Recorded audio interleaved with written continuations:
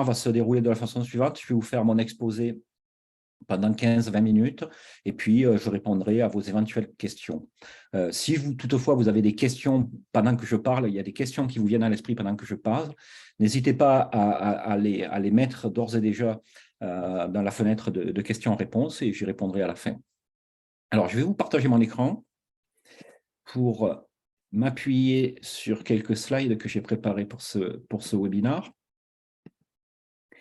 Alors, donc ce webinaire, l'idée c'est de discuter, d'échanger sur les tendances et perspectives suite à la sortie donc, de l'étude Top 250 des éditeurs de logiciels qui est sortie il y a un mois environ et qui est faite donc par Numéum, ex-Syntec, et exécutée par Ernst & Young. Donc, cette étude nous amène un certain nombre de chiffres.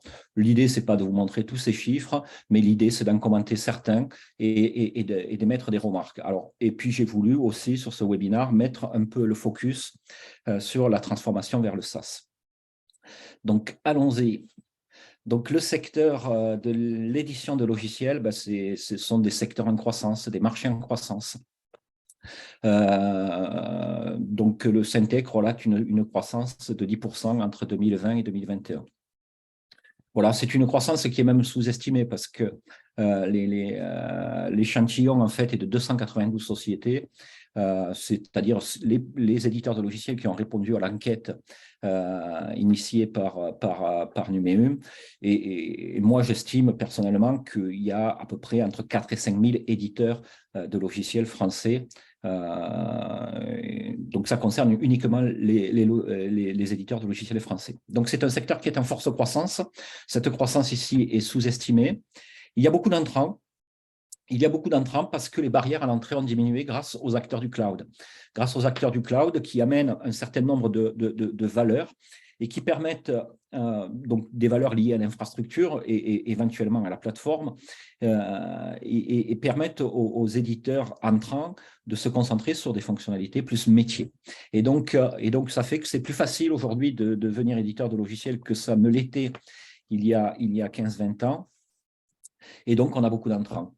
Moi, ce que je rencontre particulièrement, ce sont des entreprises qui étaient sociétés de services, qui avaient développé des outils pour les aider à rendre leurs services et qui, par cette diminution des barrières à l'entrée, en font des offres logicielles et commercialisent ces offres.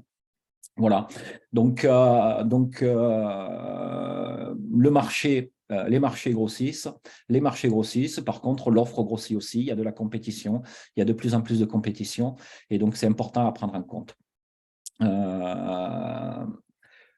Donc voilà mes réflexions par rapport à cette croissance du chiffre d'affaires global de l'édition de logiciels. Et je rappelle que je pense que vraiment ces 10% sont sous-estimés. Et c'est bien normal, hein, on est dans une période de digitalisation et de numérisation des entreprises qui fait que la croissance des marchés des éditeurs de logiciels est en forte hausse. Pas du tout affectés d'ailleurs, ou que certains marchés ont été affectés par le Covid, mais généralement, globalement, les éditeurs de logiciels n'ont pas été affectés.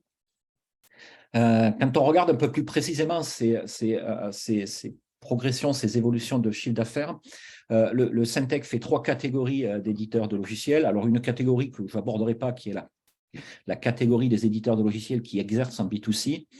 C'est cette catégorie particulier jeu. Il y a très peu d'éditeurs dans ce domaine-là, en tout cas dans ce top 250 en France, mais la majorité sont des éditeurs qui exercent en B2B. Et là, on a 2 catégories.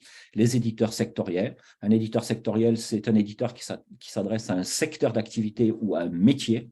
Et puis, les éditeurs horizontaux qui s'adressent, eux, à l'ensemble des secteurs d'activité et des métiers.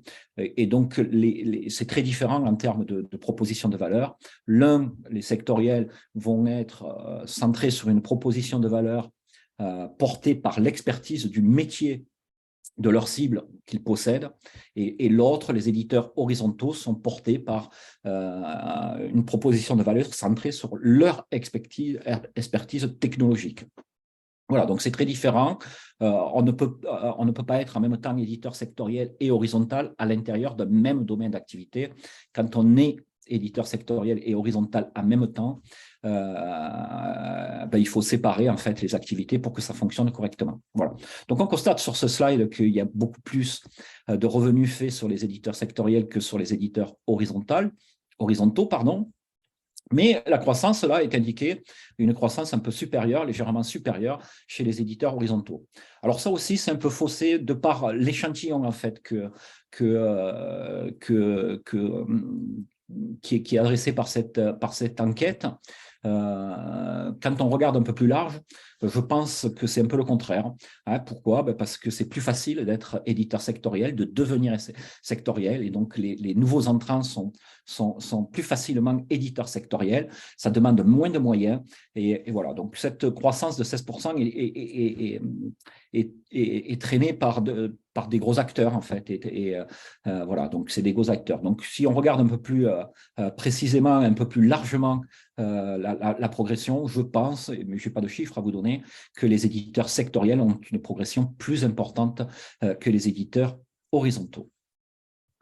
Et puis, quand Numéum interroge les éditeurs sur leurs priorités technologiques, on voit que le modèle SaaS, et c'est le sujet que je vais aborder plus précisément ce matin, c'est que c'est le modèle SaaS qui est parmi la première priorité technologique.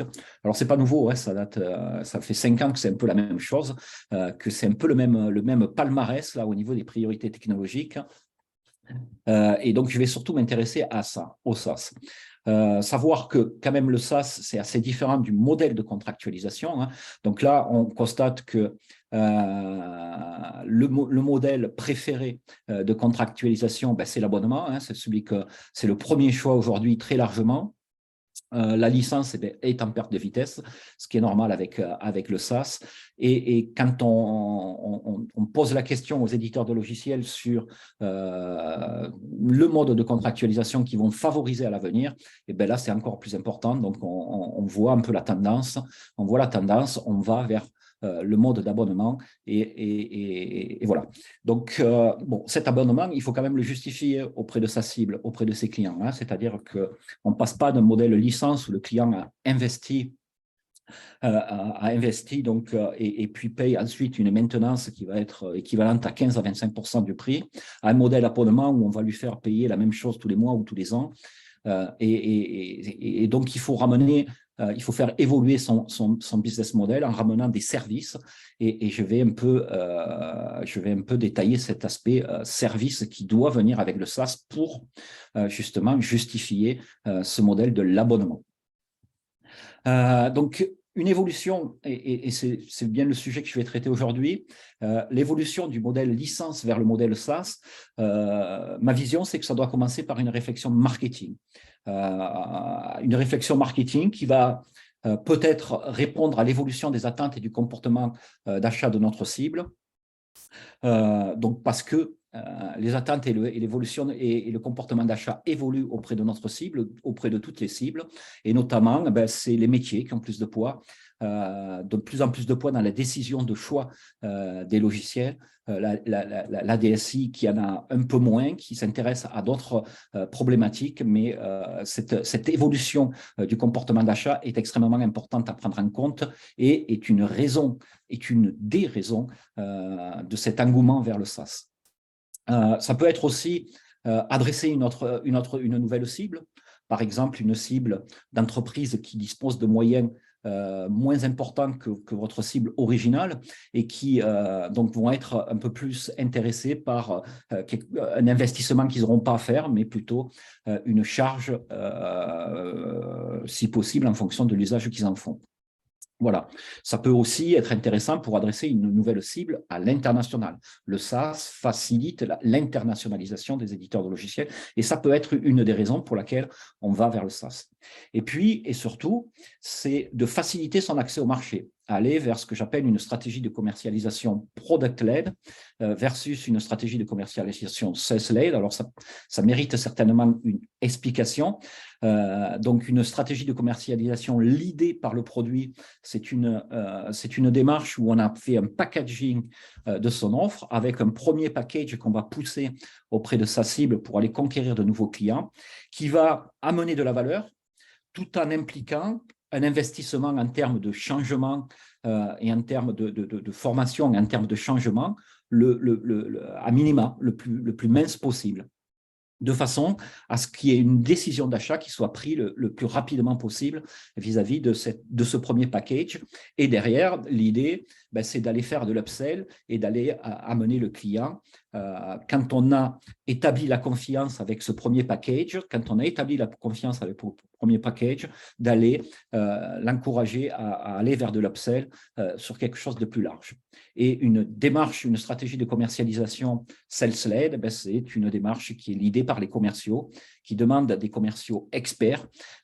Donc ça, proposition de valeur large, on essaie de pousser une proposition de valeur large directement chez nos clients, et ça demande donc des commerciaux experts et donc bien payés forcément. Et voilà, quoi. Donc la tendance est faciliter son accès au marché, c'est essayer de réduire ces cycles de vente, et ça se fait par le packaging de notre offre et dans une stratégie donc, que j'appelle et que je qualifie de product-led en opposition avec du sales-led. Et également une réflexion technique pour avoir la capacité de délivrer ces nouvelles valeurs, et je vais expliquer un peu plus en détail ces nouvelles valeurs dans les slides qui suivent, mais aussi réduire la dette technique, réduire sa dette technique, c'est-à-dire éviter d'avoir autant de versions que de clients, autant de versions différentes que de clients, et puis améliorer la scalabilité de son offre, c'est-à-dire se donner l'opportunité de déployer des clients beaucoup plus rapidement. Voilà un peu comment on doit porter cette réflexion du modèle licence vers le SaaS. Donc, il doit y avoir une réflexion marketing et une réflexion technique, et pas l'un ou l'autre, mais c'est les deux qu'il faut faire. Voilà. Alors, une petite précision plutôt sémantique d'ailleurs. Dans l'évolution donc du modèle licence vers le SaaS, un éditeur horizontal qui apporte une expertise technologique, qui amène de la technologie, va avoir tendance à plus évoluer vers un modèle qui est le modèle PaaS, c'est-à-dire Platform as a Service, et je vais expliquer un peu ce que ça requiert juste derrière, alors qu'un éditeur sectoriel, lui, va avoir plutôt tendance à évoluer vers le SaaS, c'est-à-dire Software as a Service. Et d'ailleurs, dans ce SaaS, c'est le mot service qui est plus important que le mot software, et on va voir justement de quoi ça retourne. Donc, qu'est-ce que requiert l'approche PaaS? Qu'est-ce que requiert l'approche PaaS? Ce n'est pas exhaustif ce que je dis, c'est-à-dire que c'est ce que je pense qui est important. Ça requiert de fortes valeurs technologiques, donc une expertise technologique et de fortes valeurs technologiques. Ça requiert des API pour permettre à des partenaires technologiques ou commerciaux ou des clients, quand on achète des clients qui ont des DSI, enfin quand on a des clients qui sont assez costauds et qui ont une DSI, de créer des usages, de travailler des usages.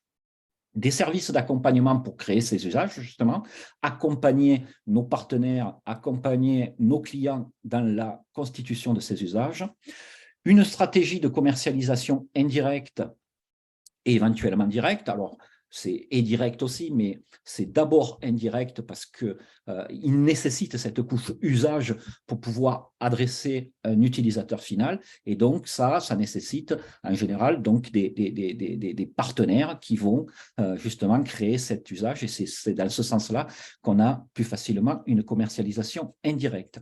Et puis, une architecture d'application favorisant cette scalabilité et les mises à jour fréquentes avec des processus et des outils DevOps qui vont permettre de automatiser ce processus de développement, de test et de mise en production. Donc ça, c'était pour le PaaS. Maintenant, le SaaS, c'est un peu différent. Le SaaS, ça requiert de fortes valeurs métiers, souvent apportées par de la donnée. Et je vais vous donner juste après un exemple pour un peu argumenter ce que je veux dire. C'est apporté par de la donnée qui est amené dans l'application par l'éditeur et qui est maintenu par l'éditeur, qui va permettre des valeurs de benchmark et autres. Et seulement possible en SaaS et seulement possible en SaaS. Pourquoi? Parce que mettez-vous à la place d'un client qui a une DSI, qui a une infrastructure informatique. Quel va être l'intérêt pour lui d'aller vers des logiciels SaaS si ce n'est un intérêt lié à des valeurs métiers qu'on ne peut pas faire quand on installe un logiciel on-premise. Et l'exemple que je vais vous donner juste après ce slide va un peu illustrer ce que je veux dire. Des offres basées sur l'usage. Donc, le SaaS, c'est effectivement, ça peut être un abonnement, mais ça peut être aussi vraiment sur l'usage.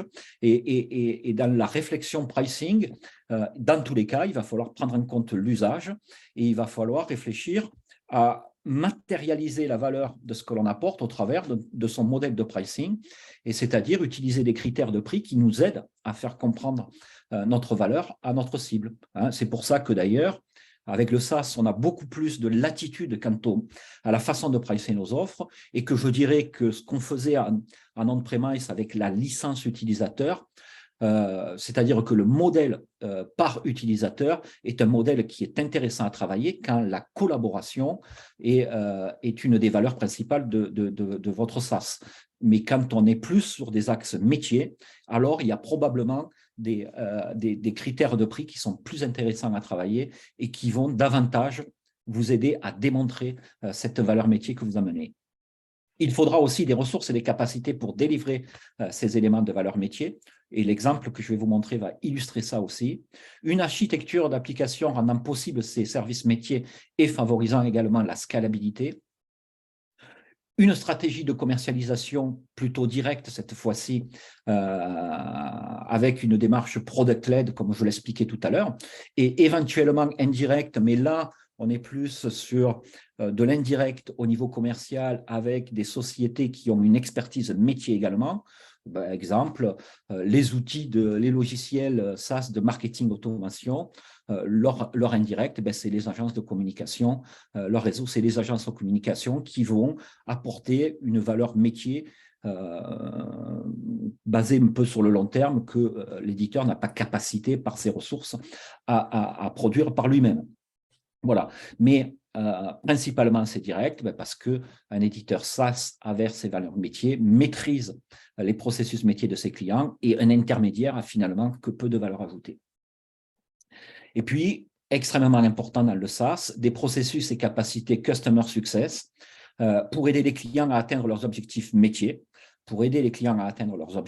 parce que c'est vraiment ça l'objet du Customer Success, de s'assurer de l'adoption de l'application, de leur satisfaction, de la satisfaction des clients, maîtriser le churn et favoriser l'upsell. Voilà. Et donc ça nécessite une vraie réflexion. Et souvent, quand je suis avec des éditeurs qui démarrent juste en SaaS, et j'ai tendance à leur dire, investissez d'abord dans le Customer Success avant d'investir dans des commerciaux. Alors l'exemple, j'en arrive à l'exemple et je termine là-dessus. L'exemple, c'est une société, c'est un éditeur de logiciels qui fait une application SaaS qui permet d'optimiser la masse salariale dans le secteur public territorial. Donc, cet éditeur vend aux mairies essentiellement, mais aussi aux départements, et il prend en input les bulletins de salaire et avec son application, il va permettre de voir un certain nombre d'indicateurs de cette masse salariale qui sont assez particuliers d'ailleurs dans ce milieu du public territorial et qui va permettre de faire des simulations d'évolution. Ce que cet éditeur a rajouté et qui, à mon sens, n'est possible qu'en SaaS, c'est de la donnée, c'est-à-dire il appelle ça son observatoire des salaires dans la fonction publique territoriale, qui est imputé, enfin qui reçoit un input des données agrégées de ses clients, parce qu'il commence à avoir pas mal de clients, et qui est aussi alimenté par une veille qu'il fait et de la recherche qu'il fait. Il a 3 personnes ou 4 personnes d'ailleurs actuellement qui amènent des données dans cet observatoire. Et ça permet quoi? Ça permet des valeurs de benchmark déjà. C'est-à-dire qu'il est capable de dire à une mairie, toi mairie, tu es une mairie de 20 000 habitants, voici tes indicateurs de masse salariale, mais sache que les mairies qui sont entre 10 et 30 000 habitants, ils sont à ce niveau-là. Et ça, c'est très apprécié de ce milieu-là parce que ça permet de se comparer et de voir. Et puis aussi, il a, au travers de cette veille et cette recherche qu'il fait, des guides d'évolution. Voilà, il est capable de dire, toi, sur cet indicateur, tu te situes à ce niveau-là, tu pourrais avoir comme objectif d'arriver à ce niveau-là, et voici ce qu'il faut que tu fasses pour y parvenir. Et donc, c'est ce que j'appelle ces valeurs métiers, là, ce benchmark et ce guide d'évolution. C'est vraiment ce que j'appelle ces valeurs métiers qui, à mon sens, sont extrêmement importantes dans le monde SaaS, c'est-à-dire dans le software as a service. Voilà. Donc, j'ai fait rapide. Je suis maintenant totalement prêt à répondre à vos questions. En attendant, je vous parle un peu de nous. Donc, pour aller plus loin, donc Route2Business, le groupe Route2Business, c'est deux marques. C'est Route2Business qui est un organisme de formation spécialisé sur les fonctions marketing, vente et services des éditeurs de logiciels. Quand je parle de marketing, c'est le marketing au sens large, hein, c'est-à-dire on va du positionnement, de la proposition de valeur, de l'offre jusqu'à la génération de leads. Et puis, c'est SalesDrive qui, lui, qui est une marque qu'on a spécialisée dans le conseil et l'accompagnement sur le modèle économique SaaS, justement par rapport au modèle économique SaaS, d'où l'idée de débattre de ce sujet aujourd'hui, porté par cette étude du top 250. Voilà, je suis à l'écoute de vos questions. Allez-y, n'hésitez pas. J'avais prévu 20 minutes, j'ai fait 20 minutes de présentation.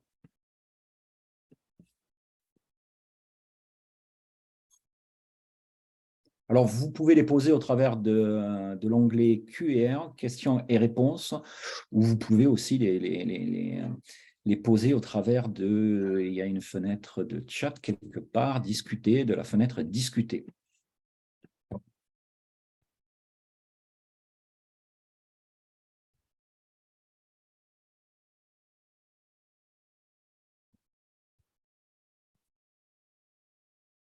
Vous pouvez aussi, au travers de chat, parce que je vais lire un peu les remarques et les questions que vous faites, partager votre expérience, discussion désactivée. Ah là là là là. Alors, comment on active la discussion? Donc, je vous laisse poser vos questions dans l'onglet Q&A, parce que là, ça fonctionne, hein, puisque j'ai une première question qui est arrivée. Pouvez-vous rappeler la différence entre éditeur sectoriel et éditeur horizontal? La différence, c'est qu'un éditeur sectoriel adresse un secteur d'activité. Alors, je vais vous donner des exemples pour essayer d'argumenter. Un secteur d'activité, par exemple, ou un métier. Donc, sur un métier, c'est par exemple le CRM, c'est un éditeur sectoriel centré sur le métier du commerce. Et un éditeur centré sur le secteur d'activité, un éditeur sectoriel centré sur le secteur d'activité, c'est par exemple un logiciel métier. Je peux vous donner l'exemple, par exemple, de GIF, qui est un ERP spécialisé dans l'industrie agroalimentaire. Voilà. Et un éditeur horizontal, c'est un éditeur qui, lui, amène une expertise technologique qui s'adresse à tous les secteurs d'activité et tous les métiers. Exemple, par exemple, l'offre Office 365, qui amène Word, Excel, PowerPoint, etc., enfin toute la suite, Teams et compagnie. Ça, c'est technologique et ça s'adresse à tous les secteurs d'activité et tous les métiers. Notre exemple, c'est Slack, par exemple, qui permet d'échanger, de faire de l'instant messaging, etc. Un éditeur, alors, il y a une petite nuance quand même entre les deux qui est importante à prendre en compte. On va avoir des éditeurs qui ont une offre horizontale et qui ont une démarche de commercialisation qui, elle, est sectorielle. Exemple, les éditeurs de RP. Les éditeurs de RP, prenez SAP, prenez Divalto pour les Français, prenez ces gens-là, ils adressent, parce que c'est un ERP qui travaille sur plusieurs processus, tous les métiers de l'entreprise, et généralement, ils adressent plusieurs secteurs d'activité. Donc, ils ont une offre relativement horizontale, mais ils ont une approche commerciale sectorielle, parce qu'il est nécessaire d'avoir une expertise du métier de client, du client pour pouvoir vendre un ERP. Voilà. Donc, j'espère que j'ai été clair ou plus clair que ce que j'ai fait, plus clair que ce que j'ai dit à l'introduction, parce que c'est vrai que je suis allé un peu vite. Cette différence est très importante à comprendre, parce que vraiment, le positionnement d'un éditeur sectoriel et d'un éditeur horizontal est très différent et encore différent quand on a une offre horizontale et une approche sectorielle.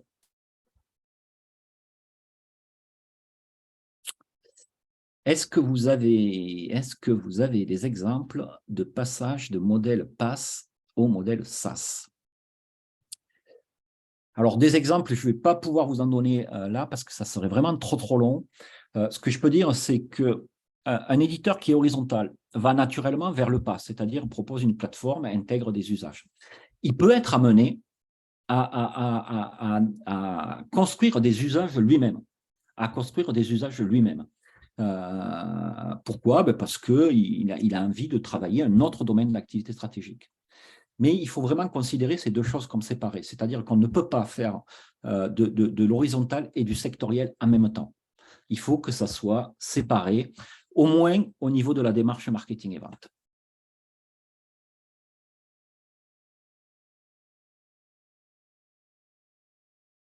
Avez-vous des exemples d'éditeurs considérés comme PaaS et ceux considérés comme SaaS? Allez, je vais donner des exemples. PaaS, le premier, c'est Salesforce, que je vous donne comme exemple. Hein. Donc, ça, c'est du gros. Et je vous donne cet exemple, pourquoi? Parce que, donc, pourquoi Salesforce est PaaS, même s'il a un côté sectoriel, puisqu'il fournit du CRM, mais d'autres applications et bien d'autres applications. Pourquoi il est PaaS et donc horizontal? Parce qu'il a plein d'applications justement différentes qui adressent à des métiers différents.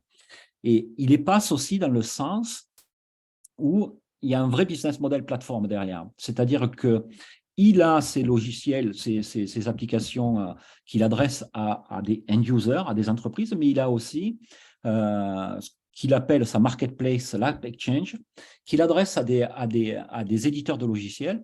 Et c'est ces partenariats technologiques qui vont amener des couches usages supplémentaires.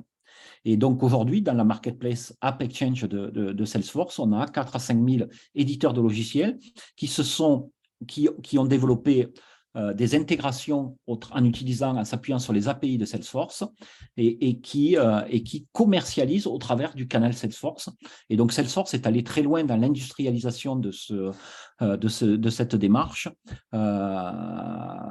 et avec un vrai process d'intégration de ces éditeurs partenaires en fait, qui s'intègrent à la plateforme Salesforce. Voilà. Alors, d'autres exemples de PaaS, il y en a plein. Hein. Il y a tous les gros, mais il y a aussi des petits. Je vais essayer de vous donner un autre exemple d'entreprises plus petites. Par exemple, je peux citer Divalto, je pense que c'est un bon exemple. Hein. Divalto, aujourd'hui, il passe des partenariats technologiques. Donc, Divalto est un ERP qui, au départ, est assez horizontal, c'est-à-dire qui adresse les métiers de l'entreprise, puisque c'est un ERP, et qui, en même temps, adresse plusieurs secteurs d'activité. Et donc, ils sont appuyés sur des partenaires technologiques pour les aider à travailler les usages sur ces secteurs d'activité différents. Et ceux considérés comme ça, c'est l'exemple que je viens de vous montrer, là, hein, qui est d'un éditeur de la région toulousaine que j'avais dans mon slide précédemment. Éditeur SaaS, tous les éditeurs de CRM, tous les éditeurs de marketing automation, tout ça, ce sont des éditeurs SaaS. Et puis, des choses très métiers. L'autre fois, j'étais confronté à un éditeur qui a fait une application SaaS pour faire des enquêtes sur les employés des entreprises et pour détecter des problèmes de turnover, de mécontentement, etc., etc.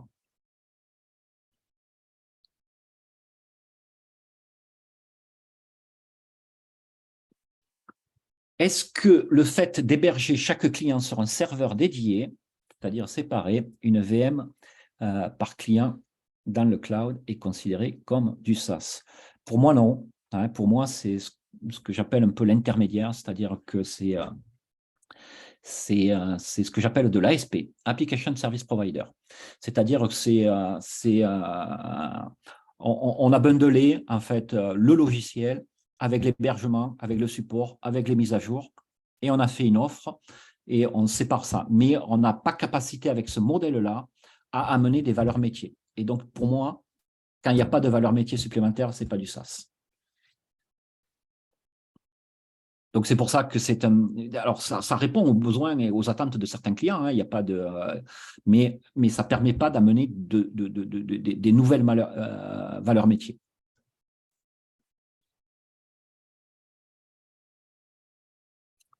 D'après vous, quels sont les grands challenges pour passer d'un modèle de licence perpétuelle vers le SaaS? Alors, c'est compliqué de répondre à cette question parce que ça dépend un peu de qui vous êtes. Mais le vrai challenge, c'est de réfléchir marketing d'abord. C'est-à-dire, c'est ce que je regrette chez les éditeurs de logiciels qui sont allés un peu vite vers le SaaS, où ils ont une approche technique. C'est-à-dire qu'ils ont réfléchi à délivrer exactement la même proposition de valeur, plus l'hébergement, plus le support, plus les mises à jour, mais en SaaS qu'en licence. Donc c'est un peu ça, c'est-à-dire vraiment réfléchir à en quoi le SaaS va nous aider dans notre business, doit nous aider dans notre business. Quels sont les impacts du passage au modèle SaaS pour un éditeur classique? Comment décider de transformer? Par où devons-nous commencer? Les impacts sont très nombreux, c'est-à-dire que c'est une transformation qui est très importante, le fait d'aller vers le SaaS, et ça nécessite de l'adaptation de tous les process d'un éditeur, de tous les process importants d'un éditeur, développement, marketing, vente et service. Et donc, c'est extrêmement important, ça demande une réflexion approfondie, ça prend du temps. Comment décider de se transformer? Il faut faire une analyse de marché. Il faut faire une analyse de marché. Par où devons-nous commencer? C'est par ça, c'est-à-dire par réfléchir à qu'est-ce que peut nous amener à nous le SaaS et à l'évolution des attentes et des comportements d'achat de nos clients. Comment maîtriser le churn?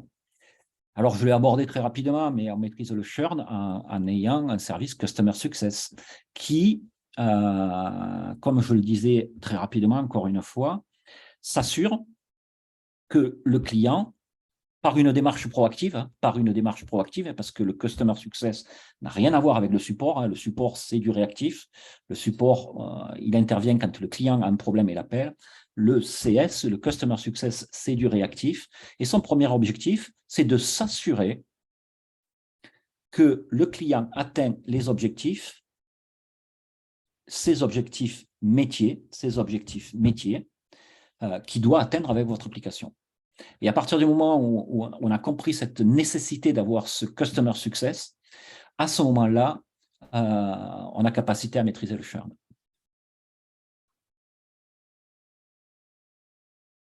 Dois-je former mes commerciaux à la vente spécifique des logiciels SaaS? Probablement, oui. Oui, absolument. C'est très différent.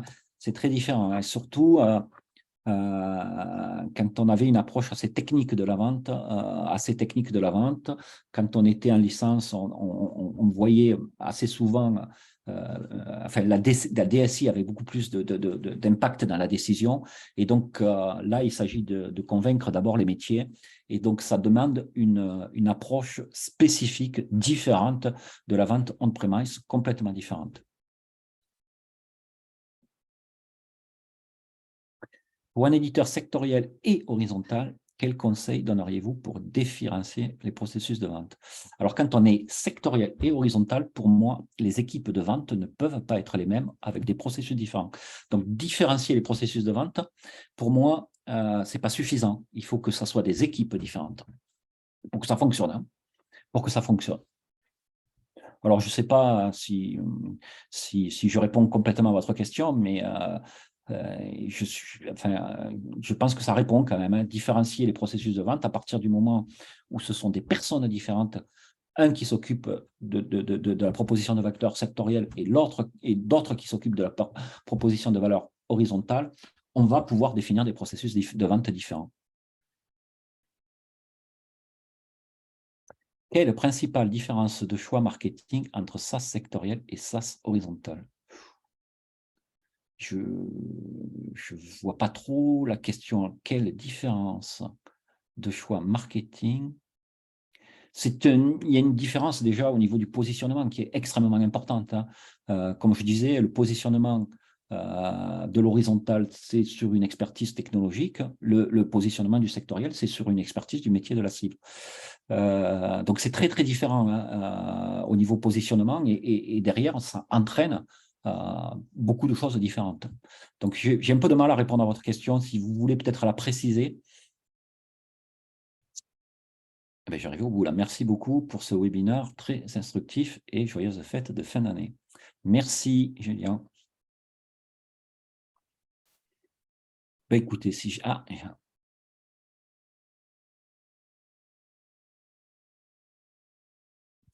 Et donc, ça, c'est une précision par rapport à quelle principale différence de choix marketing entre SaaS sectoriel et SaaS horizontal. Je pensais aux outils, vu que la cible et les personas est différente. Ça ne m'éclaire pas plus sur votre question, je suis désolé.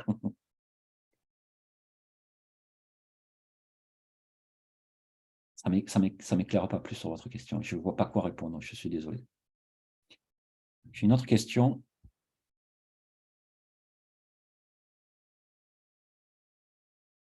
Au-delà de la migration technique qui déjà est un challenge, je vous confirme, oui, et du modèle de contractualisation pour le passage on-premise SaaS, quels autres services à adapter? Beaucoup de choses. J'ai parlé du Customer Success, j'ai parlé de la proposition de valeur, j'ai parlé du modèle de pricing, de l'offre. L'offre est à adapter. Le processus de développement est probablement à adapter. Tout est à adapter.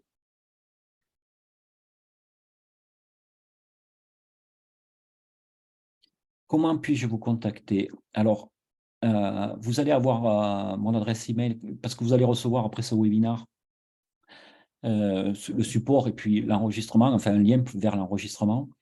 Et donc là, vous avez mon adresse email et donc envoyez-moi un email tout simplement et je rentre en contact avec vous.